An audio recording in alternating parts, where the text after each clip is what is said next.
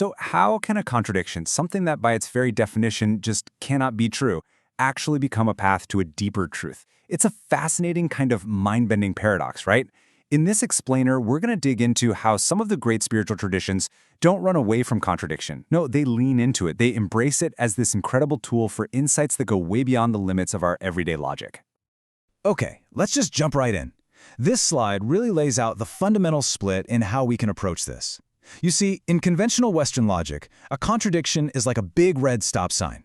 It's a flaw, a mistake in your argument that you have to fix. But in a lot of mystical disciplines, a contradiction is, well, it's an invitation. It's not a problem you need to solve, it's a challenge you have to wrestle with, almost like a doorway to a whole different way of knowing. Now, the framework for this whole exploration comes from a really insightful analysis of Kabbalah and mysticism. It's by two scholars, Dr. Diana Weiss and Dr. Jessica Taylor. So we're going to be leaning pretty heavily on their work to help us unpack some of these really complex and powerful ideas. So here's our roadmap. First, we're going to look at the limits of pure logic. Then, explore why words themselves sometimes just aren't enough. From there, we'll dive into Kabbalah as a fascinating model for the unseen. Then, we'll get into this idea of tension as the true engine of growth. And finally, we'll pull it all together into a view of life as this constant, dynamic process. All right, first up, logic's limit, spirit's path. In this part, we're really going to start deconstructing our basic assumptions about how thinking and problem-solving are even supposed to work. You've probably heard this one before, right? Disciplines like Zen Buddhism are famous for using these illogical statements, these koans. What did your face look like before your parents were born? Now, these aren't just clever riddles with a secret answer. They are tools. They are designed on purpose to short-circuit your logical mind and force it to just let go of its total dependence on language.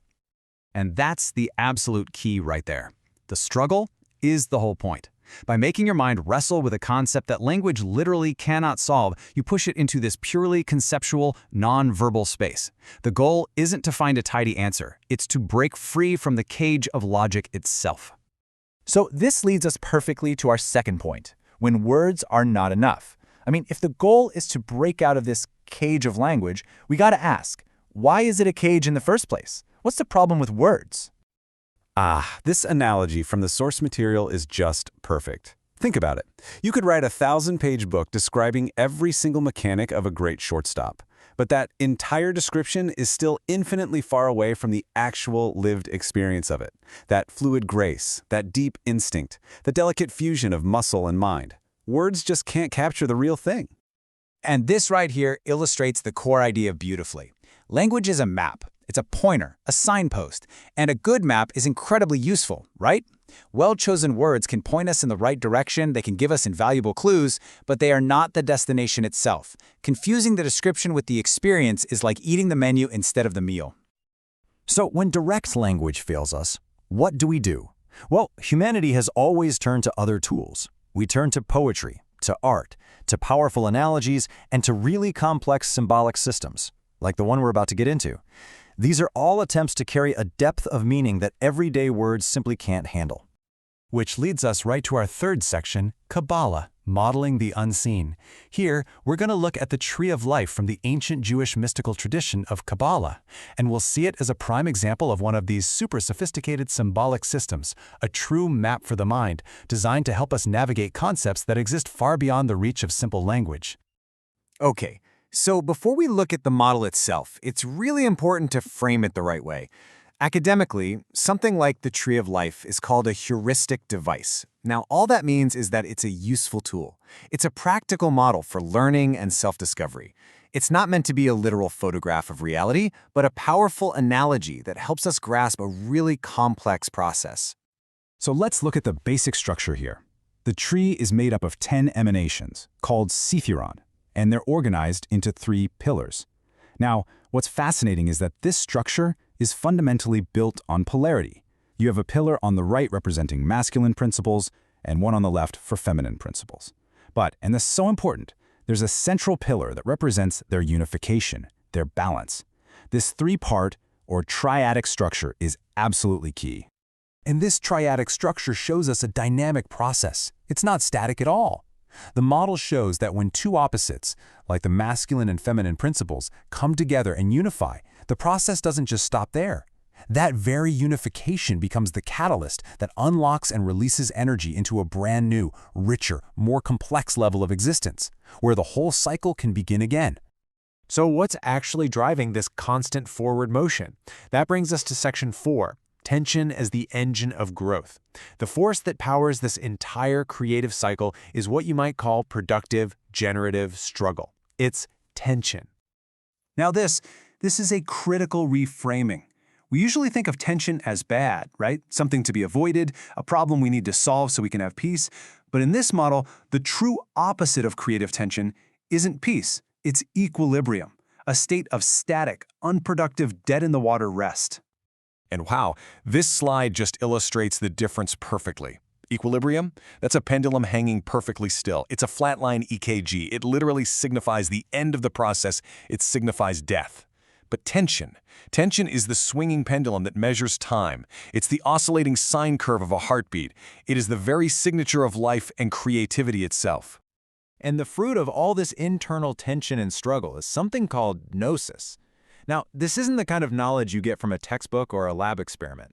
It's described as a gestalt event. You know that flash of insight, that aha moment, where a bunch of different ideas suddenly click into place and form a new coherent whole. You can't prove it with data, but the understanding you gain is incredibly profound.